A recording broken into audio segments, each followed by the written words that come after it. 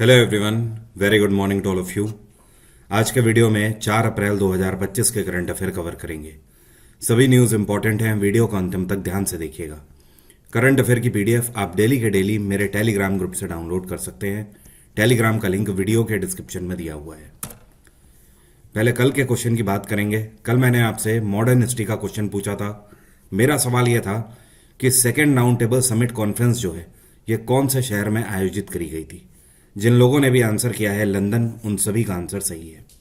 देखिए, 3 गोल में सम्मेलन आयोजित किए गए थे, पहला, दूसरा और तीसरा। जो पहला है ये 1930 में हुआ था, दूसरा 1931 में हुआ था और तीसरा 1932 में हुआ था। मैंने आपसे दूसरे के बारे में पूछा था, ये लंदन में आयोजित किया गया था। अब कुछ इस तरीके से भी क्वेश्चन पूछा जाता है कि किसने किसने इसको अटेंड किया था। तो एक बहुत ही फेमस क्वेश्चन बनता है बार बार कि ये कौन व्यक्ति थे जिन्होंने तीनों राउंड टेबल समिट अटेंड किए थे। So he was the one and only B.R. Ambedkar. नाम आप ध्यान रखें, इन्होंने एक भी गोल में सम्मेलन नहीं छोड़ा था। इसके अलावा पूछा जाता है महात्मा गांधी ने कौन सा गोल में सम्मेलन अटेंड किया था।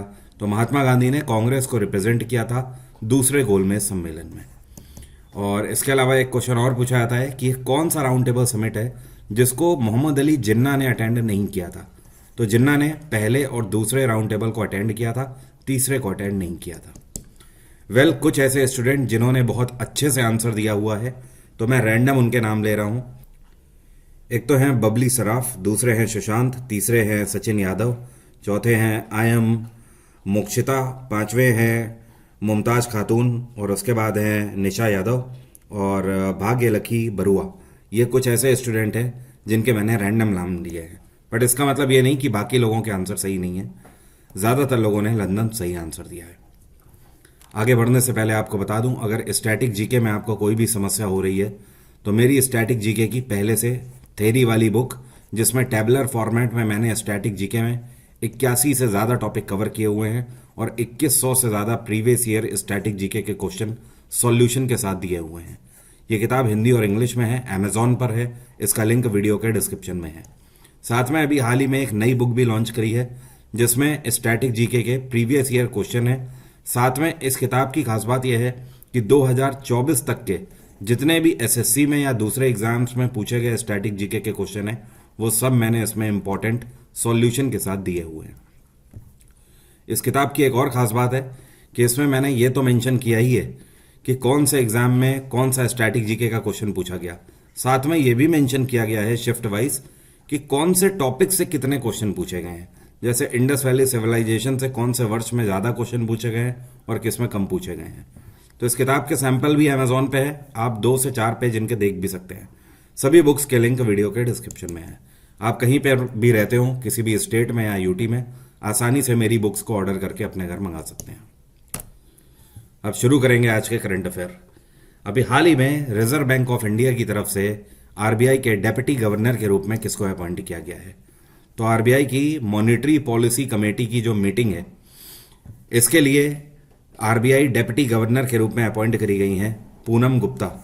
और पूनम गुप्ता इससे पहले वर्ल्ड बैंक में इकोनॉमिस्ट भी रह चुकी हैं, तो अच्छा खासा इनका एक्सपीरियंस है और फाइनेंस में रिच एक्सपीरियंस को देखते हुए ही इनको अपॉइंट किया गया है।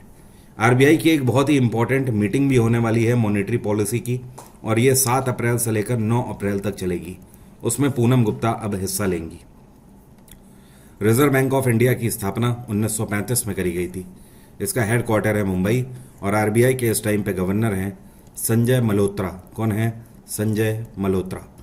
संजय मल्होत्रा 26वें गवर्नर हैं आरबीआई के। साल 2024 से 25 के सत्र में भारत के द्वारा कितने लोकोमोटिव्स बनाए गए हैं, और इसी के साथ हमने अमेरिका और यूरोप को पछाड़ दिया है। लोकोमोटिव्स का मतलब यह है कि रेल के डब्बे जो बनाए जाते हैं, ठीक है। तो साल 2024 से 25 के सत्र में भारत में मेक इन इंडिया प्रोजेक्ट के अंतर्गत 1681 ट्रेन के डब्बे बनाए गए हैं। इतना प्रोडक्शन आज तक पूरे यूरोपियन रीजन में नहीं हुआ है और ना ही अमेरिका में हुआ है, जो कि सबसे आगे रहा करता था। अगर 2023 से 24 के सत्र की बात करें, या फिर आप बोल सकते हो 2023 में जो हमने उत्पादन किया था वो था 1472 डब्बे का, लेकिन 2024 में इसमें करीब 20% की बढ़ोतरी होते हुए ये हो गया 1681 डब्बे। एंड बाय द वे 2004 से 2014 तक का भी डेटा सरकार ने जारी किया है और इस डेटा में बताया है कि इस बीच में करीब करीब ऑन एन एवरेज 470 डिब्बे पर ईयर बन रहे थे, जिसके कंपैरिजन में आज की डेट में हम बहुत आगे चले गए हैं और यही रीज़न है कि अमेरिका और यूरोप को भी पछाड़ दिया है। भारत और ऑस्ट्रेलिया के बीच में इकोनॉमिक कॉरपोरेशन और ट्रेड एग्रीमेंट की अभी हाल ही में कौन सी एनिवर्सरी मनाई गई है? तो इंडिया और ऑस्ट्रेलिया की जो ट्रेडिंग एनिवर्सरी है, इस बार इसका तीसरा संस्करण आयोजित किया गया है। पहली बार भारत और ऑस्ट्रेलिया के बीच में इकोनॉमिक कॉपरेशन और ट्रेड एग्रीमेंट की मीटिंग साल 2022 में हुई थी। तो उसके बाद 23, 24 और इस बार है 2025। तो तीसरी एनिवर्सरी इस बार मनाई गई और 2 अप्रैल को मतलब परसों के दिन भारत और ऑस्ट्रेलिया के बीच में कई चीज़ों को लेकर पैक्ट्स पर हस्ताक्षर हुए हैं, जैसे कि बिजनेस को भारत और ऑस्ट्रेलिया दोनों आपस में मिलकर बढ़ाएंगे, साथ में एजुकेशन पॉलिसी को भी बढ़ावा देंगे। इसके अलावा एग्रीकल्चर हो गया, फार्मास्यूटिकल, टेक्सटाइल मतलब कपड़े का उत्पादन, केमिकल्स, इन सारी चीज़ों पर दोनों देश आपस में व्यापार करेंगे। भारत के प्रधानमंत्री हैं नरेंद्र मोदी और ऑस्ट्रेलिया के प्रधानमंत्री हैं एंथनी अल्बनीज। कौन है? Anthony Albanese.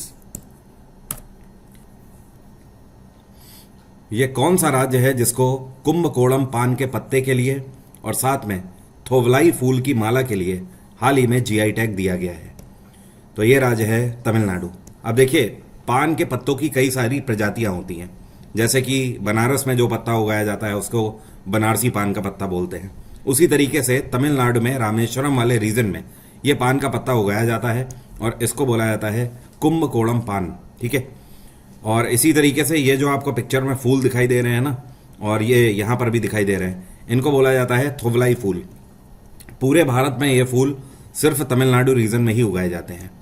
तो नवंबर 2024 में इसके लिए एप्लीकेशन दायर किया गया था और फाइनली इसको जीआई टैग दे दिया गया है तमिलनाडु को कुंभकोणम पान के पत्ते के लिए और थोवलाई फूल की माला के लिए। इसी के साथ भारत में तमिलनाडु राज्य पहले से ही आगे था जीआई टैग्स में, लेकिन इन दोनों को जीआई टैग मिलते ही तमिलनाडु के पास टोटल 62 जीआई टैग्स हो गए हैं। तो तमिलनाडु भारत का वो राज्य है जिसके पास जीआई टैग्स सबसे ज़्यादा हैं। यह कौन सा बैंक है जिसके द्वारा फेड स्टार बिज क्रेडिट कार्ड लॉन्च किया गया है national payment corporation of India और वीज़ा के साथ मिलकर? तो ये बैंक है फेडरल बैंक। फेडरल बैंक ने अपना एक नया क्रेडिट कार्ड लॉन्च किया है। इस क्रेडिट कार्ड की खास बात यह है कि ये डायनेमिकली यूज़ किया जा सकता है एसएमई के लिए। ठीक है, एसएमई के लिए इसको लॉन्च किया गया है। एसएमई का मतलब है स्मॉल एंड मीडियम एंटरप्राइजेस, जो छोटे और लघु उद्योग करने वाले जो लोग हैं उनके लिए एक क्रेडिट कार्ड फेडरल बैंक के द्वारा लॉन्च किया गया है। अब इसकी खास बात यह है कि वो इस क्रेडिट कार्ड की मदद से ओवरड्राफ्ट वैल्यू अवेल कर सकते हैं। मतलब अगर किसी को अपने व्यापार में ज़रूरत है तो 50 लाख रुपए तक वो इस कार्ड से निकाल सकते हैं।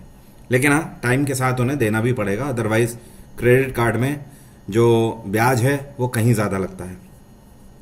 तो 50 लाख तक तो वो इससे निकाल सकते हैं। साथ में अगर बात करी जाए कि एक दिन में कितना निकाल सकते हैं, तो एक दिन में 3 लाख रुपए तक निकाल सकते हैं। ठीक है, तो स्पेशली छोटे व्यापारियों को ध्यान में रखते हुए ही इसको लॉन्च किया गया है। फेडरल बैंक की स्थापना 1931 में करी गई थी। इसका हेडक्वार्टर है कोची और फेडरल बैंक के सीईओ हैं केवीएस मनियन। यहाँ पर मैं लिख देता हूँ केवीएस मनियन। आईसीआईसीआई बैंक 1994 में स्थापित किया गया। एचडीएफसी भी 1994 में ही और एक्सिस बैंक 1993 में स्थापित किया गया। एक्सिस और एचडीएफसी दोनों का हेडक्वार्टर है मुंबई। आईसीआईसीआई का हेडक्वार्टर है वडोदरा। यह कौन सा बैंक है जिसको सेंट्रल पेंशन अकाउंटिंग ऑफिस की तरफ से पेंशन डिसबर्स करने के लिए परमिशन दे दी गई है? तो यह है आईडीएफसी फर्स्ट बैंक। अब देखिए, पूरे भारत भर में चाहे किसी भी तरीके के सर्विस ऑफिसर हों, चाहे आप सुप्रीम कोर्ट के वकीलों या जज की बात करें, चाहे हाई कोर्ट के जजेस हो गए या फिर फॉर्मर मिनिस्टर्स हो गए, उनकी जो पेंशन जाती है, या फिर सिविल मिनिस्ट्रीज और डिपार्टमेंट के जो हो गए जैसे कि रेल मंत्रालय, पोस्ट मंत्रालय, टेलीकॉम, डिफेंस हो गया, इलेक्ट्रॉनिक्स मंत्रालय, किसी भी विभाग का कोई भी हो, अगर उसकी पेंशन जा रही है तो उसकी जिम्मेदारी सेंट्रल पेंशन अकाउंटिंग ऑफिस की होती है। तो इन्होंने अब आईडीएफसी फर्स्ट बैंक को भी परमिशन दे दी है तो अगर जिनकी पेंशन आती है वो IDFC फर्स्ट बैंक में भी सेविंग अकाउंट खुला के अपनी पेंशन इसी अकाउंट में ले पाएंगे। और IDFC फर्स्ट बैंक जो है ऑब्वियसली काफ़ी कम टाइम में ये कैपेबल हो गए हैं गवर्नमेंट के सारे नॉर्म्स को मैच करने के लिए, क्योंकि इस बैंक की स्थापना 2015 में करी गई थी और इसका हेडक्वार्टर है मुंबई और इसके चेयरपर्सन है V Vaidyanathan. Very important news, इस बार बिम्स्टेक का 6वां समिट आयोजित किया जा रहा है और इसका विषय क्या है, तो इस बार इसकी थीम जो है ये है prosperous, resilient and open BIMSTEC. जो लोग बिम्स्टेक के बारे में नहीं जानते हैं समझिए, बिम्स्टेक एक ग्रुप है जिसको बोलते हैं Bengal initiative for multi sectoral technical and economic corporation. इस ग्रुप की स्थापना 1997 में करी गई थी, ठीक है, और ये दरअसल 7 देशों का एक समूह है। तो आप नाम से ही समझ जाइए, Bengal initiative for multi sectoral technical and economic corporation, मतलब ये जो बंगाल की खाड़ी वाला आपको रीजन दिखाई दे रहा है, इसके आसपास जितने भी देश हैं वो सब इसके मेंबर हैं। और इस ग्रुप का मेन उद्देश्य ये है कि ये सब आपस में व्यापार बेहतर तरीके से करें और आपस में एक दूसरे को सिक्योरिटी एंड पीस में सपोर्ट करें। तो इसके कौन कौन से मेंबर कंट्रीज हैं? पहला श्रीलंका हो गया, दूसरा भारत, तीसरा नेपाल हो गया, चौथा भूटान, 5वां बांग्लादेश, 6वां म्यांमार और 7वां देश थाईलैंड। तो टोटल 7 मेंबर कंट्रीज हैं। अब सवाल यह है कि इस बार की जो मीटिंग है ये कहाँ पर आयोजित करी जा रही है? तो ये जो मीटिंग है ये कल से शुरू हो चुकी है 3 अप्रैल से, और आज इसका समापन है 4 अप्रैल को, और ये आयोजित करी जा रही है थाईलैंड की कैपिटल बैंकॉक में। और भारत की तरफ से खुद प्रधानमंत्री नरेंद्र मोदी यहाँ पर हिस्सा लेने के लिए गए हुए हैं। भारत के द्वारा रिन्यूएबल पावर पोटेंशियल जो है ये अभी हाल ही में कितना अचीव कर लिया गया है मेगावाट में? तो मेगावाट में अगर बात करी जाए तो रिन्यूएबल एनर्जी इस टाइम पर हमारे पास है 2.1 मिलियन मेगावाट की। अब देखिए रिन्यूएबल एनर्जी में कौन कौन सी चीज़ें कंसीडर हो जाती हैं। इसमें तो सोलर पैनल्स आ जाते हैं, ठीक है। रिन्यूएबल एनर्जी का मतलब जो कि प्रचुर मात्रा में पाई जाती हैं और जिनकी कोई सीमा नहीं है। और दूसरी हमारी ऐसी एनर्जीज होती हैं जिनका भंडार लिमिटेड है, जैसे कि पेट्रोल हो गया, वो लिमिटेड है, एक दिन ख़त्म हो जाना है। इसी तरीके से कोयला हो गया, ये भी एक दिन ख़त्म हो जाना है। लेकिन अगर बात करें सोलर एनर्जी की, ये ख़त्म नहीं होनी है, नामुमकिन है लगभग। विंड एनर्जी हो गई, क्या हवा चलना बंद होगी? नामुमकिन है। तो ये सब आपकी रिन्यूएबल एनर्जी में आ जाती है। और इसके अलावा गैस वाली जो एनर्जीज होती हैं जैसे कि हाइड्रोजन एनर्जी, ये सारी रिन्यूएबल में आ जाती है। तो इसमें इस बार जो 2.1 मिलियन मेगावाट जो है, जो हमने पिछले 1 साल में अचीव करी है बिजली, इसमें से 55% जो है ये विंड एनर्जी का योगदान है। वरना अभी तक पिछले साल तक सोलर एनर्जी सबसे ज़्यादा होती थी, लेकिन इस बार 45% में बाकी सभी एनर्जीज आ जाती हैं और 55% अकेले विंड एनर्जी की वजह से ये बिजली अर्जित करी गई है। इंटरनेशनल माइन अवेयरनेस डे कौन से दिन मनाया जाता है? हिंदी में इसको बोलते हैं अंतर्राष्ट्रीय खान जागरूकता दिवस। ये हर वर्ष मनाया जाता है 4 अप्रैल को। आज के दिन यह मनाया जा रहा है। साल 2025 की इसकी थीम है सेफ फ्यूचर्स स्टार्ट हियर।